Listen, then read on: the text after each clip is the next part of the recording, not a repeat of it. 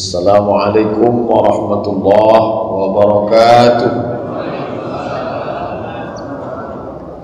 Alhamdulillah, wassalatu wassalamu ala rasulillah Sayyidina wa maulana Muhammad ibn Abdillah wa ala alihi wa sahbihi wa man tabi'ahu wa mawalah. Subhanaka la ilma lana illa ma 'allamtana innaka antal alimul hakim. Rabbi shrah li sadri wa yassir li amri wahlul 'uqdatam min lisani yafqahu qawli. Bapak-bapak, ibu-ibu, alim ulama, sedih pandai, tokoh masyarakat, hadirin hadirat, yang besar tak dihimbau gelar, yang kecil tak disebut nama, insyaallah kita semua hamba-hamba yang dimuliakan Allah Subhanahu wa taala. Amin ya rabbal alamin. Adapun hadis yang akan kita kaji subuh ini disebutkan dalam kitab Sunan Abi Daud, Sahih Bukhari, Sahih Muslim. Yang ketiga Sunan Abi Daud, Sunan Nasai, Sunan Tirmizi, Sunan Ibni Majah. Itulah 6 susunan kutub sittah, 6 kitab induk hadis dalam golongan Ahlus Sunnah wal Jamaah. Jadi kalau ada orang mengatakan kalian di Masjid Agung itu sudah lari dari Ahlus Sunnah, itu kalau dikajinya di sini. Adapun hadis yang akan kita kaji subuh ini adalah hadis yang diriwayatkan oleh Syekh Al-Mufid dalam kitabnya Al-Amali. Ali bin Abi Thalib berkata, lebih baik mengangkat pemimpin yang kafir tapi adil daripada pemimpin yang muslim tapi zalim. Itu Syiah itu yang tersebar beberapa hari ini. Pak Ustaz, apa betul ini ucapan Ali? Itu diambil dari kitab Al-Amali, diriwayatkan dari Al-Mufid, disebutkan juga dalam Syarah Al-Kafi yang ditulis oleh Al-Kulaini. Ini yang tukang share ni tak tahu, asalkan Arab di share-nya, asal Arab di share dapat pahala. 4 kitab Syiah itu Al-Kafi, Tahzibul Ahkam, Al-Istibsar, Man la yahduruhul faqih. Masalah Sayyidina Ali itu kita tidak ada mengingkari dia satupun.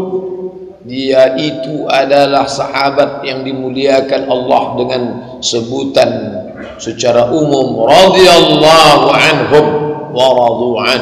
Masuk dia di dalam itu. Tapi ketika menisbatkan riwayat-riwayat yang batil kepada dia, itu tak betul. Tapi ketika satu masjid menerapkan satu di antara mazhab yang 4, itu tidak bisa kita katakan dia tidak mengayomi yang lain. Nanti kalau begitu, orang-orang yang bermazhab Syafi'i akan menuduh Masjidil Haram tidak mengayomi mazhab Syafi'i. Karena mazhab Syafi'i, Imam Syafi'i seumur hidupnya berkunut subuh, lalu orang pergi ke Masjidil Haram. Ini Masjidil Haram tidak melindungi mazhab Syafi'i, tak pernah diadakan kunut subuh. Hanafi paling tua, Maliki nomor 2, Syafi'i nomor 3, Hambali nomor 4. Ini masalah kunut subuh khilafiyah. Yang paling tua sama yang paling muda, Hanafi dengan Hambali tak ada kunut subuh. Tapi Maliki dengan Syafi'i itu kunut subuh. Nah, negara sebagai pelindung agama memilih salah satu dari mazhab ini untuk dipakai. Saya tinggal di Maroko 2 tahun. Di Maroko. Maroko itu mazhab negaranya Maliki. Dan Maliki itu berkunut. 4 tahun, 2 tahun saya di Mesir, tidak pernah sholat subuh tidak berkunut. Karena sudah konstitusi negara. Negara ini kerajaan Maroko berdasarkan mazhab Maliki dan subuhnya berkunut. Jadi tidak bisa dikatakan, loh ini tidak mengayomi semua. Jadi yang jadi makmum dari dulu ini ulama sudah tahu. Lalu kenapa sekarang ini orang ada 2 kemungkinan. Yang pertama, jahil, dia tak paham. Yang kedua, ada orang yang mengerti tapi ada kepentingan di balik. Inilah menyulut fitnah. Kalau dia paham. Nah, Siak Sri Indrapura, baca balik konstitusinya. Kerajaan Siak Sri Indrapura berdasarkan mazhab Syafi'i dalam bidang fikih, Asy'ari dalam bidang akidah, Junaid al-Baghdadi dan al-Ghazali dalam bidang tasawuf akhlak.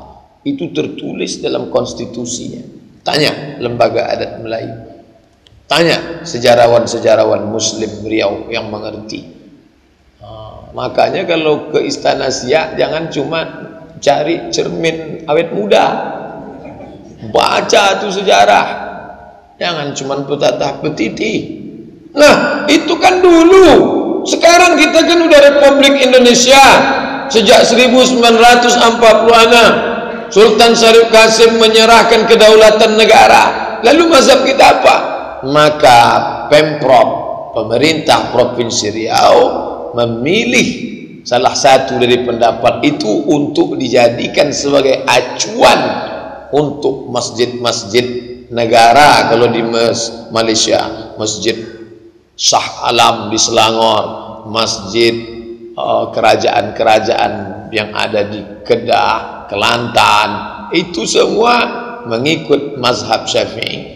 Ketika terjadi revolusi King Saud tahun 1924 di Saudi Arabia, maka Saudi Arabia memakai mazhab Hambali, karena King Abdul Aziz itu mazhabnya Hambali.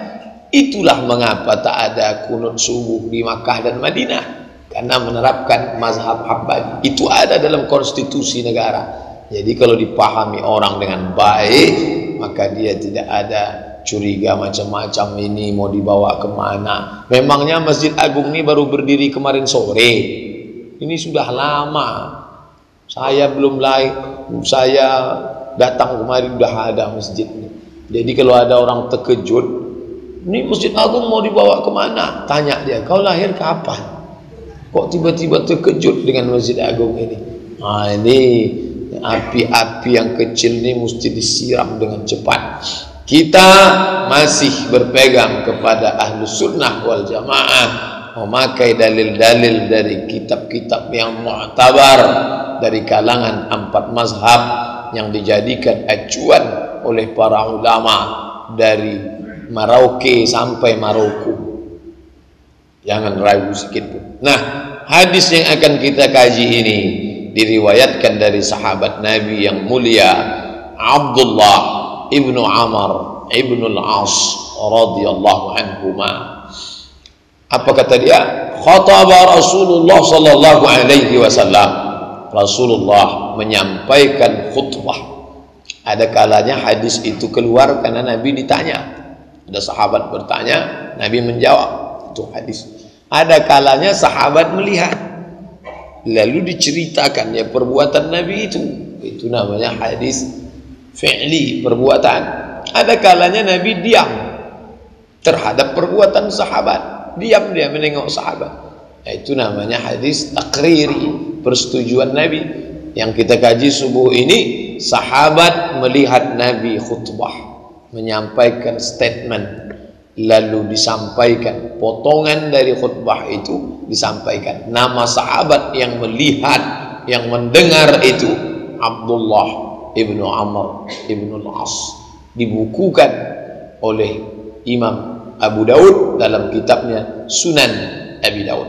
Sunan jamak dari sunnah, artinya kumpulan sunnah-sunnah yang disusun rapi oleh Imam Abu Daud dalam kitab Sunan Abi Daud. Status hadisnya, kata Imam Al-Hakim, hadisun sahih. Kata Imam Al-Zahabi, hadisun sahih. 2 orang imam kalangan klasik, imam-imam ulama hadis modern juga mengatakan hadis ini hadis sahih, tak diragukan sebagai dalil dalam beramal. Apa kata Nabi SAW? Iyyakum wasyuhha, jauhilah sifat syuh. innama ahlaka man kana qablakum, karena orang-orang sebelum kamu zaman dulu, orang-orang silam itu binasa karena gara-gara sifat syuh. Syuh itu apa? Dalam penjelasan syarah yang ditulis oleh para ulama, makna syuh itu adalah al-hirsu 'alal mal, sikap yang berlebihan terlalu mencintai menyukai mal. Al-hirsu 'alal mal, sikap ekstrim terlalu suka cinta kepada harta.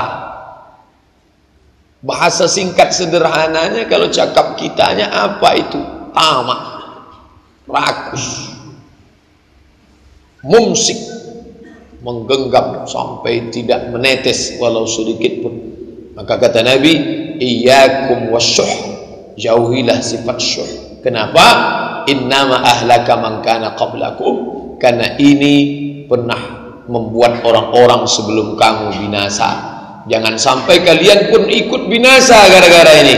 Maka kalau kita dapat menyelamatkan diri dari sifat ini, insya Allah selamatlah dari kebinasaan pribadi, keluarga, umat, bangsa, dan penduduk negeri kota ini, insya Allah. Dalam hadis ini disebutkan ada 3 dampak daripada syuh. Inilah yang akan kita kaji satu-satu, insya Allah. Apa dampak daripada sifat tamak, rakus itu? 1, 2, 3. Yang pertama, amarahum bil bukhli fabakhilu. Itu yang pertama. Amarahum bil bukhli fabakhilu. Sifat syuh, rakus, tamak itu menyuruh orang, memberikan dorongan, motivasi kepada orang bil bukhli, menjadi orang yang bakhil, pelit, kedekut, bakhil. Kalau orang sudah tamak, maka buah dari tamak itu adalah bakhil. Jadi kalau bapak ibu heran selama ini menengok orang bakhil, kenapa dia itu bakhil Pak Ustaz? Karena tamak. Mana lebih dulu, bakhil apa tamak? Tamak dulu, rakus. Setelah tamak berbuah dia menjadi bakhil. Tamak, terlalu cinta kepada harta, lalu kemudian efeknya menjadi pelit. Kalau bertamu kita ke rumahnya, itu ditanyanya kapan pulang, karena tak sabar dia menengok. Sampai-sampai orang kalau mengejek suku itu tidak diejek karena suku itu suka berperang. Nah, kau jangan nikah sama suku anu ya, suku itu suka berperang, itu jarang. Tapi selalunya disebut jangan nikah sama, karena pelit, bakhil. Suku yang paling bakhil di dunia ini Yahudi. Bani Israel itu paling bakhil. Ada satu riwayat disebutkan seorang anak berteman dengan kawannya, tapi dia tak tahu sukunya apa. Suatu hari dia pun bertamu ke rumah temannya itu. Sampai di rumahnya, maaf cakap, sesak pipis, mau buang air kecil. Permisi boleh ke belakang? Ya. Sampai ke belakang, dia pun kencing. Lewat dapur, di dapur itu ada toples. Setelah pulang, baru dia ceritakan ke ibunya, rupanya kawan saya itu Yahudi, Ma. Dari mana kamu tahu dia Yahudi? Tadi saya bertamu, numpang buang air kecil. Saya tengok di dalam toples gulanya ada garpu. Orang Yahudi itu dalam toples gulanya garpu, bukan sendok. Kalau garpu kan, ini bagus diamalkan bagi orang yang kena diabetes. Saya belum pernah lagi menengok orang di Indonesia ini yang dalam toples gulanya garpu. Nah, tapi jangan gara-gara riwayat ini bapak ibu nanti bertamu ke rumah orang numpang buang air kecil semua mau menengok. Begitulah pelit bakhilnya Yahudi itu. Wah. Apa yang menyebabkan? Gara-gara tamak. tak ingin dia rezeki yang ada pada dirinya itu meleleh, melimpah, menetes kepada orang lain. Tamak itulah yang menyebabkan dia menjadi bakhil. Maka Allah Ta'ala menyindir orang bakhil. Apa kata Allah? La yahsabanna alladhina yabkhalun. Janganlah orang yang bakhil itu menyangka mereka bakhil, mereka pegang rezeki Allah itu sampai tak menetes. Jangan sampai mereka menyangka itu khairul lakum, itu baik. Bal huwa syarrul lahum. Sifat bakhilnya itu buruk di hadapan Allah, jelek di hadapan Allah. Kenapa? Sayutawwaquna ma bakhilu bihi yaumal qiyamah. Semua yang mereka bakhilkan itu akan dililitkan di leher mereka nanti pada hari kiamat. Sindiran kepada orang yang tak mau berzakat karena bakhil. Pak Haji, menurut pandangan zahir kami yang awam ini, kata amil zakat, Bapak nampaknya sudah muzaki nih Pak, sudah wajib zakat. Kami tengok rumahnya besar, mobilnya pun harga mahal. Tolonglah Pak bayar zakat. Mohon maaf ya adik-adik sekalian, kalian menengok zahirnya saja nih. Ini utang semua nih. Nantilah kalau sudah lunas insya Allah. Kita menyangka orang-orang yang punya duit banyak itu pastilah dermawan. Kita buka dompet kita paling ada 50.000. Kalau kita kasihkan 2.000 perak, 2.000, tentu tidak akan terlalu banyak berkurang menurut logika kita yang awam ini. Tapi ternyata bagi orang bakhil 100 perak pun berkurang, itu kan nolnya hilang kata dia. Duit kamu berapa? 1 miliar. Kalau dikurangi 100 perak berkurang enggak? Berkurang. Maka setiap ada pengurangan berarti ada kerugian. Di dalam otaknya itu tamak menyebabkan orang menjadi bakhil. Makanya Al-Jahil, seorang ulama, menulis buku. Saking tertariknya dia tentang bakhil ini, ditulislah buku judulnya Al-Bukhlu wal Bukhala, ensiklopedia bakhil dan biografi orang-orang bakhil. Jadi ada tuh bukunya Bapak Ibu. Kalau penasaran coba cari nanti di buku ensiklopedia bakhil. Apa itu bakhil? Bakhil menurut etimologi, bakhil menurut terminologi, sejarah bakhil, siapa yang pertama kali bakhil, dan biografi orang-orang bakhil. Mudah-mudahan kita tak termasuk digolongkan orang masuk. Nah, tahu nanti buku ini keluar jilid 1, jilid 2, ada kita di dalam. Na'udzubillah. Jadi orang pun kalau berkawan sama kita, kalau kita tak jumpa dulu, misalnya sama-sama dulu sekolah kuliah di Mesir, habis itu pulang, saya pulang tahun 2002 dari Mesir, berarti sudah 14 tahun. Nah, lalu kalau kita jumpa lagi, itu kita kenang orang, apa yang kau ingat tentang aku dulu? Kamu orangnya begini-begini. Apa kau ingat tentang si Fulan dulu? Oh, kalau naik taksi tak pernah dia mau bayar. Bakhilnya itu yang diingat orang. Bakhil, kedermawanan dan bakhil. Makanya setiap kali Allah bercerita tentang rezeki, selalu disebutnya kami, bukan kamu. Alif Lam Mim, dzalikal kitabu la raiba fihi hudan lil muttaqin alladzina yu'minuna bil ghaibi wa yuqimuna as-shalah wa mimma razaqna. Kami yang memberi itu, bukan kamu. Memang kau yang berusaha, yang jaga toko itu memang kau, yang menanam padi itu memang kau. Tapi kalau tak kami yang menumbuhkannya, kalau kami tidak mendatangkan pembelinya, kamu tak akan dapat. Makanya orang bakhil itu, dia tidak pernah merasa ada campur tangan Tuhan di dalam rezekinya itu.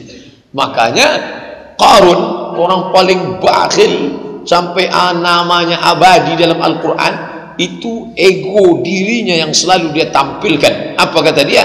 Innama utituhu ala ilmin indi. Itu aku dapatkan karena ilmu yang ada di kepalaku, karena kehebatan manajemen ekonomiku. Saya kan MBA, Master Business Administration. Saya kan pernah pelatihan ekonomi. Saya kan pernah. Ini punya saya. Tidak ada campur tangan Tuhan di dalamnya. Makanya kalau ada orang bakhil, lalu orang mengatakan ini orang tak berakhlak ini. Bakhil bukan kajian akhlak.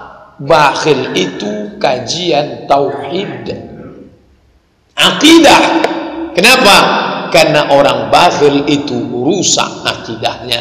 Dia menganggap rezekinya itu karena dia, padahal tiap selesai sholat dia selalu katakan la haula wala quwata illa billah. Tapi dia menafikan kalimat itu.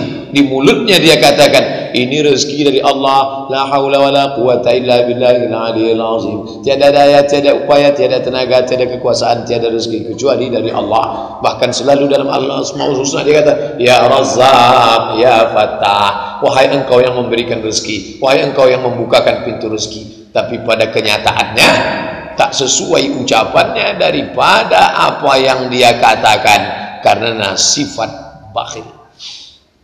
Kalau orang Yahudi itu Pak Ustadz orang bakhil, paling bakhil ya. Kalau orang Islam tengok-tengok dulu. Islam itu agama ya. Kalau suku lain suku, macam-macam lah suku ini ngejek ini, suku ini ngejek ini. Yang biasanya ejekan itu tertumpu kepada ekonomi, bakhil. Nanti kalau saya ceritakan di mimbar ini, kata orang itu mimbar dijadikan ustadz untuk celah-mencela antar suku. Saya sebutkan saja kisahnya, sukunya tak sebutkan, nanti tersinggung sakit hati. Ustadz Somad, ya kalau bisa keluarga kita jangan nikah sama suku ini. Kenapa? Teh manisnya tak ada rasanya, digeneralisirnya semua. Kalau Ustadz tak percaya, pergilah bertamu. Warnanya beda sama kita yang orang Melayu nih Pak Ustadz. Kalau buat teh manis itu kental, manisnya luar biasa. Kalau orang ini enggak, tehnya warna kuning aja, macam matahari baru terbit. Rasanya pun tak ada, teh kelak. Apanya yang diajak? Suku. Oh jangan nikah sama suku ini Pak. Saking pelitnya, digantung ikan itu di atas dapur pakai tali. Begitu dah mau masak, turunkan. Nah, itu naikkan balik. Apa yang selalu dicela? Bukan katanya jangan nikah sama ini garang, galak. Jangan nikah sama ini karena suka perang. Enggak. Tapi yang diceritakan pelitnya. Kenapa? Karena menurut bangsa Arab, orang itu dilecehkan, dijatuhkan ketika dia dikenal memiliki sifat bakhil. Makanya bakhil itu sifat yang pertama mencela. Ulama dihormati, tapi kalau sudah ketahuan dia bakhil, orang akan mengatakan hebat dia itu ahli fikih, usul fikih. Iya, tapi bakhil, pelit Ustaz itu. Maka jatuh derajatnya disebabkan oleh al-bukhlu, bakhil. Na'udzubillah. Bapak Ibu yang dimuliakan Allah SWT, selama Ustaz di Mesir, orang Mesir itu baik apa bakhil? Orang Mesir itu kalau dia baik, baik sekali. Kalau dia bakhil, bakhil sekali. Ada sahabat-sahabat kita itu yang selama kuliah memang tak pernah bayar sewa rumah. Tak mau saya sebutkan namanya. Nanti disebut Ustadz siapa itu? Itu Ustadz yang tak pernah bayar sewa rumah. Saking kan baiknya tuan rumahnya itu. Dia tahu Indonesia krisis moneter 97-98, tak usahlah kalian bayar. Lillah. Ketika terjadi krisis moneter, apa yang terjadi? Pemerintah Republik Indonesia menyiapkan kapal perang yang tidak pakai kursi tempat duduk untuk menjemput mahasiswa kita pulang karena tak siap mengirimkan uang. Orang Mesir berkata, selama kami masih makan, maka anak-anak Indonesia pelajar Azhar tak boleh ada pulang. Ada yang mengasih mie, ada yang mengasih gandum, ada yang memberi minyak goreng. Itu semua. Kalau tak percaya tanya sama Ustadz Zulfadli ada di belakang, alumni Al-Azhar Mesir, pernah merasakan cemana itu. Bahkan sampai kawan saya baru saja pulang nih, baru pulang saya tanya, masih ada lagi bantuan dari orang-orang Mesir? Masih ada lagi. Dulu setiap Ramadan kami dapat bantuan, ada namanya orang baik dermawan, Muhandis Abdus Salam, Insinyur Abdus Salam, masih lagi berlanjut. Padahal krisis kita, dan memang krisis kita pula tak habis-habis. Jadi mungkin mereka mengikuti perkembangan, padahal yang mestinya lebih layak itu mereka, karena mereka krisis ekonomi, krisis politik. Tapi ternyata orang bakhil ada saja alasannya, dan orang dermawan ada juga alasannya untuk tetap memberi, tak putus pemberiannya. Tapi kalau dapat yang bakhil, bakhil betul, minta ampun. Jadi suatu hari datanglah sahabat saya ke rumah, menangis. Nangis kenapa? Ditunjukkannya surat dari tuan rumah, sahibul bait. Dulu saya selalu memberikan kalian manisan. Kalau buka puasa saya kirim ini. Sejak kalian menyewa rumah ini sampai hari ini mau keluar, tolong bayar semua yang ada dalam catatan ini. Rupanya dicatatnya semua. Kunci pintu yang tanggal, WC yang rusak, kompor gas, itu dicatatnya semua. Nah, itulah kalau ketemu yang bakhil. Nah, jadi kalau dia baik, baik betul. Kalau ketemu yang bakhil, bakhil betul. Makanya betul, ihbitu Misra fa inna lakum ma sa'altum. Pergilah kalian ke Mesir, semua yang kalian cari ada di situ. Fir'aun ada, Musa pun ada, Qarun ada, Haman pun ada, semuanya ada. Di tempat kita Pekanbaru mungkin ada, tapi derajatnya taklah sampai sepelit itu. Atau mungkin Bapak Ibu pernah jumpa yang lebih parah daripada itu, bisa jadi. Makanya Nabi mengajarkan doa, Allahumma 8. Allahumma inni a'udzubika minal hammi wal hazan wal ajzi wal kasal wal jubni wal bukhul. Pelit, kedekut, sampai tak menetes walaupun sedikit pun. Makanya ada malaikat mendoakan, karena pelitnya itu malaikat mendoakan dia, Allahumma a'ti mumsikan talafa. Ya Allah, berilah orang yang mumsik. Orang yang pelit itu disebut dengan mumsik. Mumsik artinya memegang kuat sampai tak lepas. Dipegangnya duit itu kuat sampai tak lepas. Begitu terbuka, duit ini tidak laku lagi. Saking pelitnya, bayangkan. Digenggamnya. Apa kata malaikat? Allahumma a'ti mumsikan talafa. Berilah orang yang memegang genggam kuat itu talafa, kebinasaan. Mengapa dia tak berzakat? Karena pelit. Kenapa dia pelit? Karena tamak. Kenapa dia tidak menyantuni anak yatim? Karena pelit. Kenapa dia pelit? Karena tamak. Tamak berbuah pelit, pelit berbuah azab. Karena yang tak berzakat, yang tak bersedekah, mengundang azab Allah Subhanahu wa taala. Bapak Ibu yang dimuliakan Allah, itulah makna hadis Nabi, iyyakum wasyuh. Jangan sampai kalian punya sifat tamak.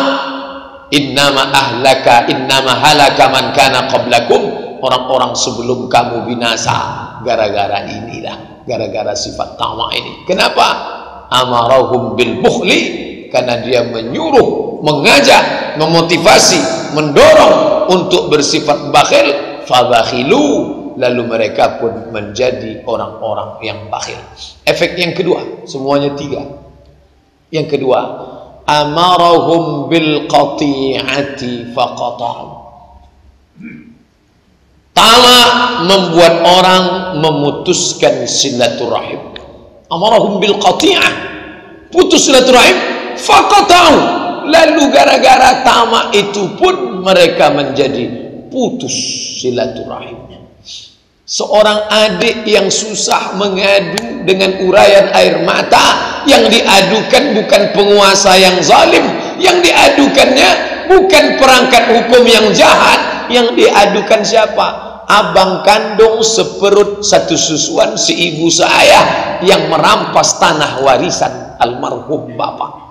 Ini kan luar biasa. Inilah yang dikatakan Nabi, rusak. Amarahum bil qati'ah, dia menyebabkan, mengajak, mendorong kalian untuk memutuskan tali silaturahim. Faqata'u, dan mereka memang betul-betul putus tali silaturahim. Ini adik beradik umurnya tak sama. Si abang lahir tahun 70, adik lahir tahun 90, sehingga si abang selesai S3 doktor, si adik ini kuliah S1, S2, S3. Si adik jangankan S3, S cendol pun tak dapat. Mati, meninggal orang tua, tak tahu apa-apa, harta warisan dikuasai, habis. Apa yang menyebabkan itu? Tamak, rakus. Kadang abangnya ini tak rakus, baik, bininya pula rakus. Mohon maaf ibu-ibu, udah bukan menyindir ibu, udah. Ini ustaz ini disalahkannya juga ini. Kalau begitu saya balik. Kadang istrinya itu baik, suaminya pelit. Tersinggung pula bapak. Jadi ceramah ini kalau mengikutkan selera orang tak bisa. Ridhan nas ghayatun la tudrak. Keinginan orang itu sesuatu yang tidak mungkin kita dapatkan. Tak bisa. Jadi kalau ada orang mengatakan, alah ustaz tuh ngikut cerita orang banyak aja itu, tak bisa. Ghayatun la tudrak, sesuatu yang tak mungkin kita capai. Pokoknya sampaikan saja, ikuti saja ajaran Islam ini. Masalah orang suka tak suka, yaitu terserah dia masing-masing lah. Bapak Ibu yang dimuliakan Allah Subhanahu wa taala, putus silaturahim gara-gara apa? Gara-gara tamak. Kenapa orang sampai masuk neraka? Gara-gara durhaka kepada ibu dan bapak. Gara-gara tamak. Ini mak saya ini kalau serumah sama saya ini habis nanti dimakannya nasi saya. Titipkan aja lah dia ke panti jompo sementara Israel datang. Transfer duit agak sekian-sekian, selesai. Apa maknanya? Na'udzubillah. Gara-gara apa ini? Tamak. Orang membunuh orang lain gara-gara apa? Tamak. Amarahum bil qati'ah. Tamak, rakus, membuat orang menjadi memutuskan tali silaturahim. Faqata'u. Ancaman silaturahim luar biasa. La yadkhulul jannah, tak masuk surga. Qati'un. Dalam riwayat lain, makanya tak bisa baca satu hadis. Hadis ini mengatakan tidak masuk surga orang yang memutus. Memutus apa? Dijelaskan oleh riwayat lain. Qati'ur rahim, orang yang memutus tali silaturahim. Kebanyakan tali silaturahim itu putus. Kalau mau prosentasi tak bisa dihitung. Tapi dari tanya jawab yang masuk ke saya, SMS, email, nelpon langsung, sebahagian besar, mayoritas silaturahim itu putus gara-gara tanah, emas, materi. Dulu waktu emak kami sakit di rumah dia, Pak Ustadz, selama di rumah dia itu banyak emas-emas kami yang hilang. Dulu Pak Ustadz rumah itu ditempati adik kami paling kecil. Sekarang setelah mak kami meninggal, rupanya suaminya diam-diam sudah merubah akta tanah itu. Pas mak kami pikun, diambilnya tangan mak kami, distempelkannya cap jempolnya. Hakim tak tahu menahu masalah itu. Yang dia tahu hitam di atas putih. Itu yang ada, itulah yang jadi. Semuanya berawal dari tanah, kebun, emas, perak, materi. Tamak menyebabkan memutus tali silaturahim.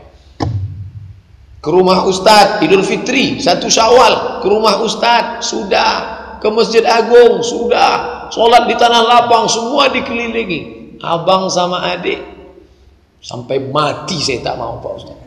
Seperak haram saya dapat dari tanah almarhum mak ini. Apa salah saya?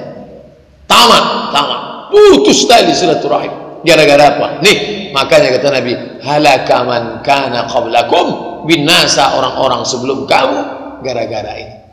Tamak, rakus. Padahal berapa lama lah dia menikmati harta itu, yang dipelitkannya, yang dirakuskannya, yang disimpannya itu. Berapa lama dia menikmatinya? Hanya sejengkal ini sajalah yang menikmati. Tak pula sampai sejengkal. Itulah yang menikmati. Karena semua yang masuk ke batang leher itu, kalau sudah lewat ke usus, tak ada lagi rasanya. Disinilah enaknya rasa. Kadang-kadang itu pun tak enak juga.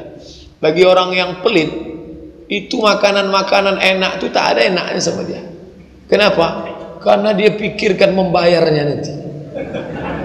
Nah, ada seorang pasien pergi ke dokter. Ini cerita al-bukhlu wal-bukhala, cerita orang-orang bakhil. Pergi ke tabib. Tabib mengatakan, ini penyakit kamu ini sudah kronis, ini ngeri nih. Lalu tabib bertanya, apa keluhan kamu selama ini? Apa yang paling menyakitkan dari penyakit kamu ini? Lama dia berpikir, tak ada yang menyakitkan. Tapi menurut prasangka orang ini, saya sebagai tabib mengatakan ini penyakit kronis, ngeri, tak sanggup saya membayangkan sakitnya. Selama kamu mengidap ini, apa yang paling sakit? Yang paling sakit ketika membayar tabib.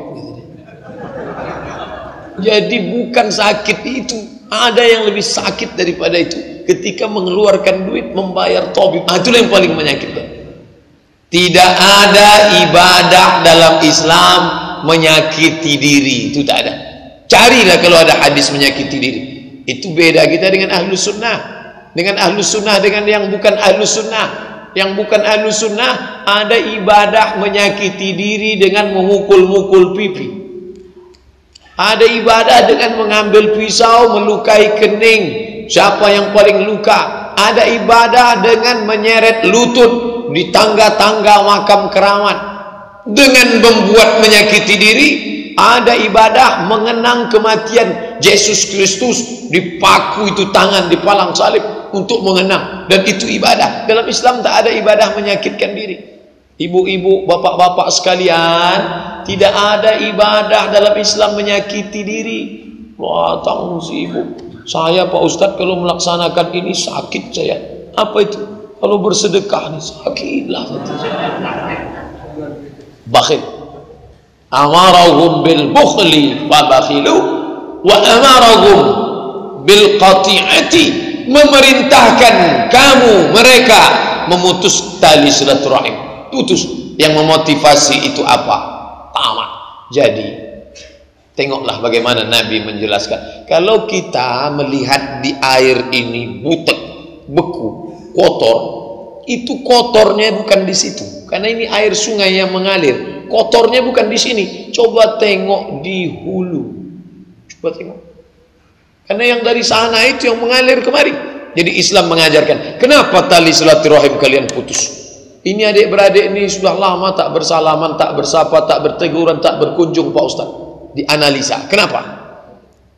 Putus. Iya, dia putusnya kenapa? Karena tersinggung sakit hati. Oke, sakit hatinya kenapa? Karena dulu masalah tanah tak dibagi. Kenapa tanah tak dibagi? Karena dia dipegang di surat. Kenapa dipegangnya? Bakhil. Makanya Al-Quran memberikan acuan detail, sedetail-detailnya dalam masalah harta, supaya orang tidak putus hubungan gara-gara ini. Walakum nisfu ma taraka azwajukum, hai para suami, kamu dapat setengah harta istrimu. Illam yakul lahunna walad, kalau istrimu tidak ada anak. Fa in kana lahunna waladun, kalau istri ada anak, falakumur rubu'u, kamu dapat seperempat. Lidzakari mislu hazzil unsayain, anak laki-laki dapat 2 kali bagian anak perempuan. Mana ada solat subuh 2 rakaat, solat maghrib 3 rakaat, tidak pakai tasyahud, ini pakai tasyahud awal, ini ada, itu cukup dalam hadis. Sallu kama ra'aitumuni usalli, bagaimana aku sholat, tengoklah itu.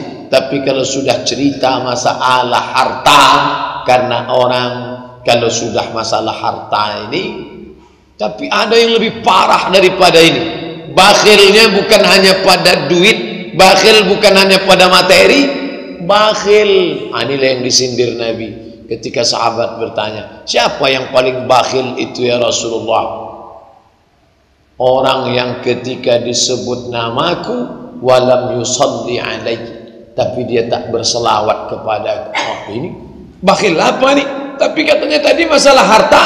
Bakhil ucapan, bakhil waktu, bakhil semua rezeki yang diberikan Allah. Kalau sudah disebut rezeki, kata orang duit. Kalau sudah disebut rezeki tanah, kalau sudah disebut rezeki kebun, kalau sudah disebut rezeki tanam-tanaman, itu semua rezeki.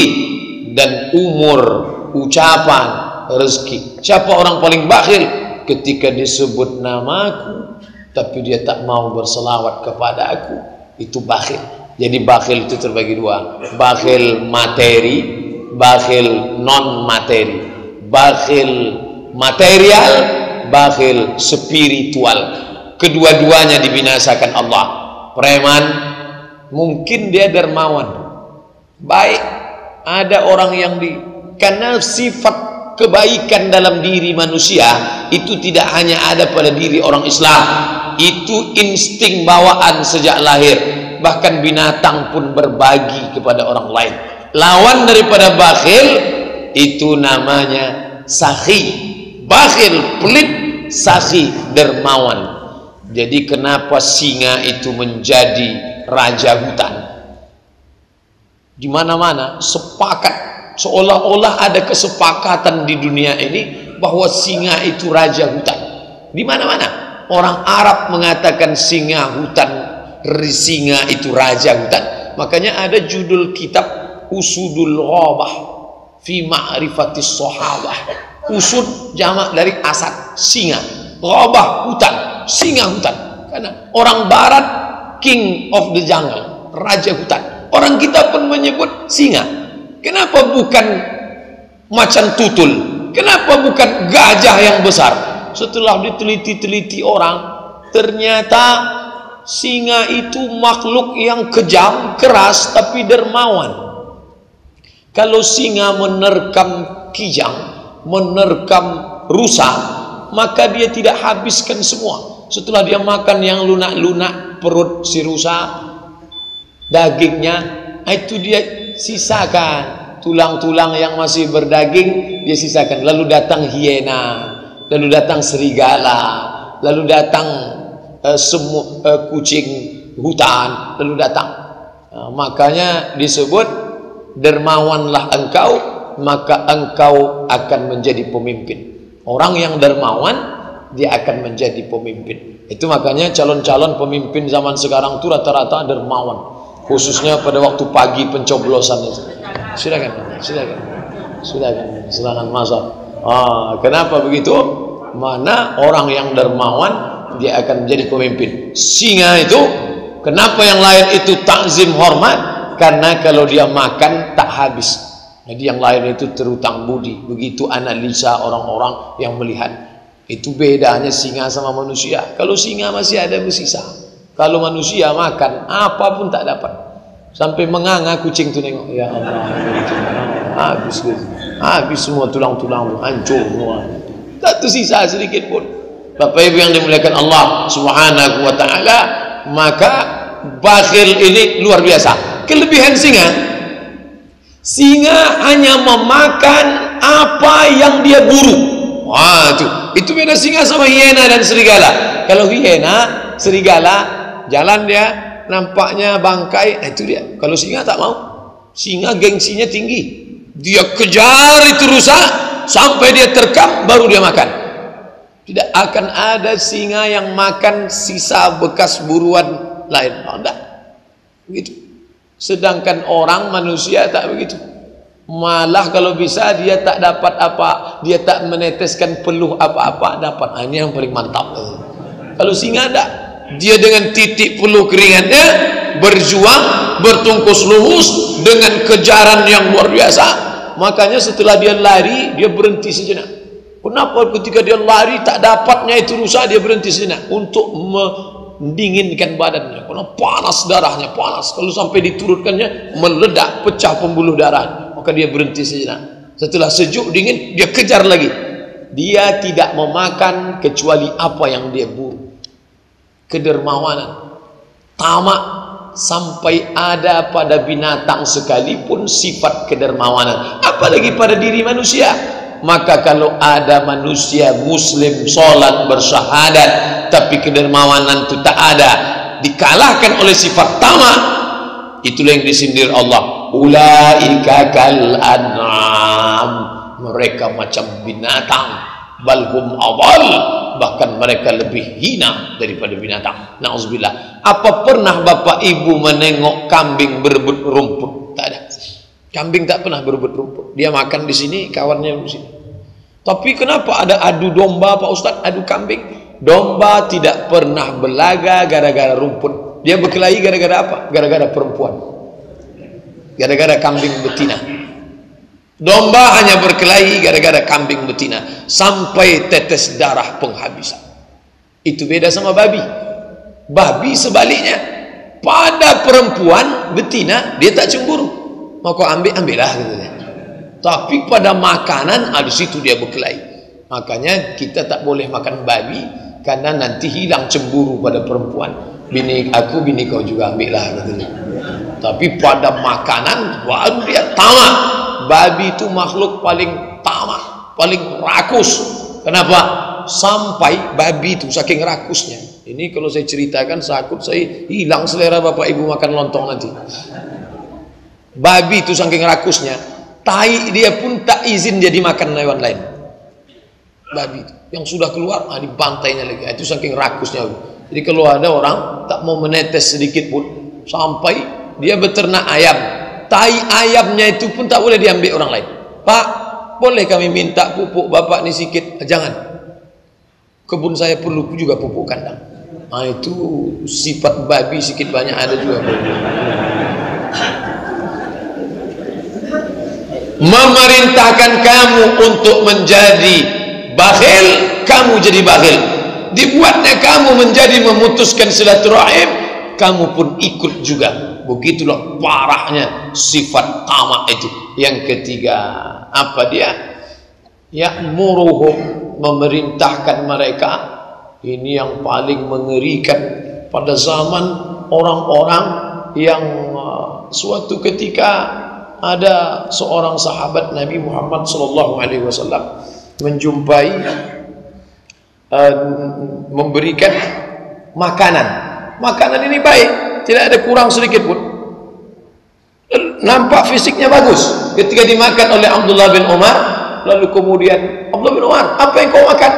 Aku tadi makan korma dan diberinya tumpah. Itu syubhat, samar. Al-halal bayyinun, kalau halal jelas. Wal haram bayyinun, kalau haram jelas. Tapi yang kau makan tadi syubhat, samar-samar, dikorek lagi. Orang selalu melihat aspek. Coba tengok, yang selalu dilihat orang, tengoklah betapa Abdullah bin Umar menjaga mulutnya tak mau makan haram. Itu dia lihat satu aspek. Tapi kalau dia lihat aspek lain, betapa orang yang dapat duit haram pun ingin berbagi keharamannya. Sisi yang selalu dipandang orang, betapa hebatnya Abdullah bin Umar, dia tidak mau makan haram. Betul. Tapi ada makna lain. Apa itu? Orang yang dapat uang haram, dia tidak mau makan haram itu sendiri. Kau tadi dapat itu kan haram, kenapa kau ajak kawan kemarin, kau bayar semua? Masa masuk neraka sendirian? Rame-rame lah.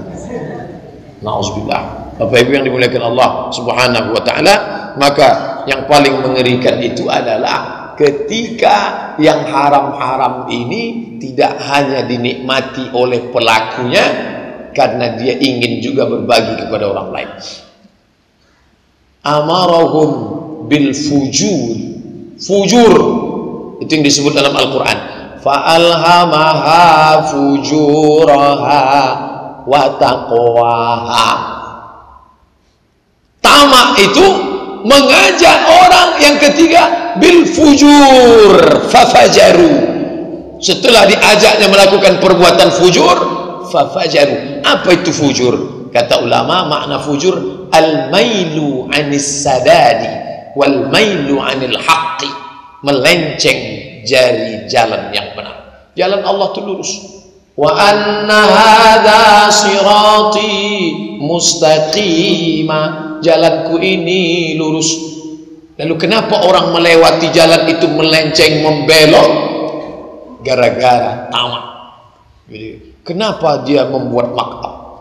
Kenapa dia duduk di kursi pesakitan? Karena dia makap. Kenapa dia berbuat makap? Karena dia sifatnya curang. Kenapa dia curang?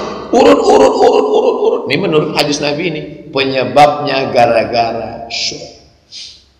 Kenapa orang menjadi bakhil? Gara-gara tamak. Kenapa orang memutuskan tali silaturahim? Gara-gara tamak. Kenapa orang melenceng dari jalan yang benar? Gara-gara tamak. Hadis lain, Nabi memasukkan tangannya ke dalam tumpukan korma. Korma itu kalau dia basah cepat berjamur, busuk, maka jaga di tempat yang kering. Kalau sempat kena hujan harus cepat dimakan. Lalu kemudian Nabi memasukkan, ya sahibat ta'am, ini kenapa ada basah di dalam? Asawahul matar, kena hujan ya Rasulullah. Dia curang. Dicampurnya yang buruk di dalam, diletakkannya yang cantik-cantik di luar, nanti supaya ketika ditimbang masuk ke dalam plastik, plastiknya hitam pula, tak nampak. Lalu kemudian apa kata Nabi? Man ghasyana falaysa minna, siapa yang menipu kami maka dia bukan umat kami.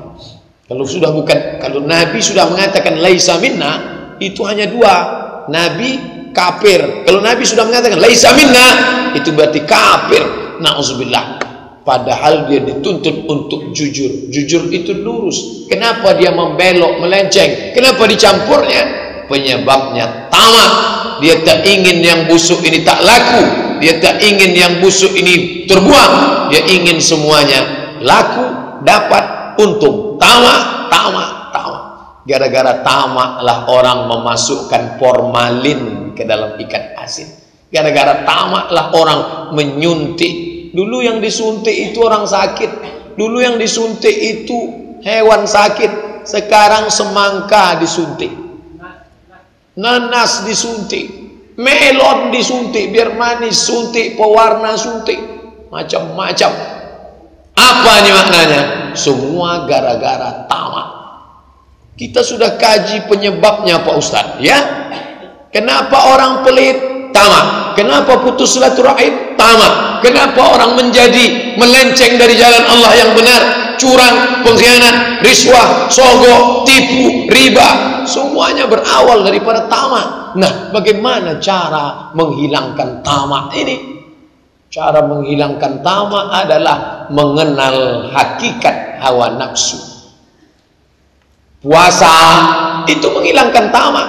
Hai engkau yang tamak kepada makanan, tadi kau beli cendol, kau beli manisan, kau beli ini, kau beli ayam goreng, kau beli ini, itulah tamaknya kau, tamak.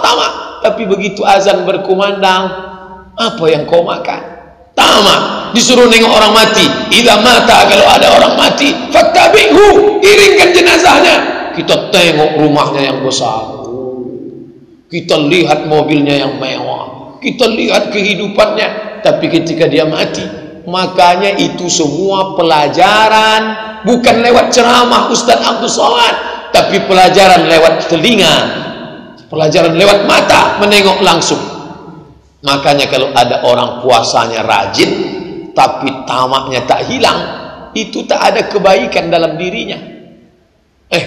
Ustaz jangan nuduh orang macam-macam, dia sudah puasa pahalanya banyak, dari pagi sampai petang ditahannya makan minumnya.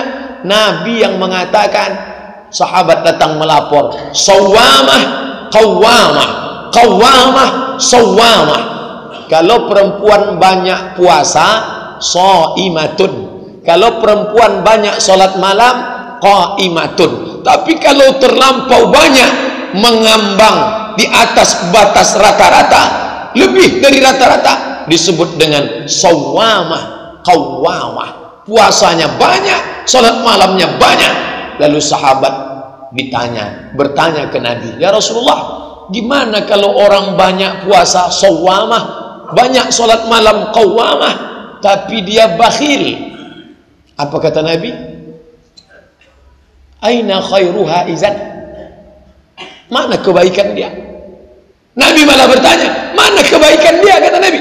Nabi tidak menganggap puasa sunat orang yang bakhil itu baik. Kenapa? Karena tidak mengikis kebakhilannya. Tapi ini cara berpikir ini bisa juga dibalik. Pak Ustadz, ya, ibu anu tuh pelitnya minta ampun, tapi rajin dia puasa Senin Kamis. Mungkin gara-gara dia puasa Senin Kamis itulah bakhilnya nih begini. Kalau tak puasa lebih parah pula dari ini. Pak Ustadz, bapak Fulan itu bakhilnya minta ampun, pelit minta ampun, tapi rajin puasa Nabi Daud. Mungkin gara-gara dia puasa Nabi Daud itulah bakhilnya ini agak turun sedikit. Kalau sempat dia tak puasa mungkin lebih parah dari ini lagi. Kita menganggap husnuzan bahwa ibadah itu memberikan efek pada perilaku. Maka dalam Islam, salat, puasa, haji, zikir, baca Quran itu memiliki dua sisi. Satu sisi dia sebagai pahala, satu sisi sebagai bekal untuk mati, tapi sisi yang kedua membentuk kepribadian. Salat, kenapa Bapak? Salat sunat Isra, salat sunat duha, salat sunat awabin, salat sunat qabliyah, salat sunat ba'diyah, salat sunat tahajud, salat sunat witir, salat sunat tahiyatul masjid, salat sunat hajat, salat sunat tasbih. Apa salat banyak betul? Salat sebagai bekal untuk mati. Ya, salat untuk numpuk pahala. Ya, salat untuk booking tempat dalam surga. Ya, itu satu sisi. Di sisi yang lain, salat mendidik menghilangkan sifat sombong, menghilangkan sifat bakhil, menghilangkan sifat angkuh. Karena ketika orang salat, dia sudah serahkan semua hartanya untuk Allah. Inna salati wa nusuki wa mahyaya wa mamati lillah. Setelah dia katakan, ini untukmu ya Allah. Jangankan hartaku ini, jangankan duitku ini, jangankan gajiku ini, nyawaku pun untuk engkau ya Allah. Tapi ketika Allah minta, nyawaku memang untuk engkau, tapi duitku tidak ya Allah.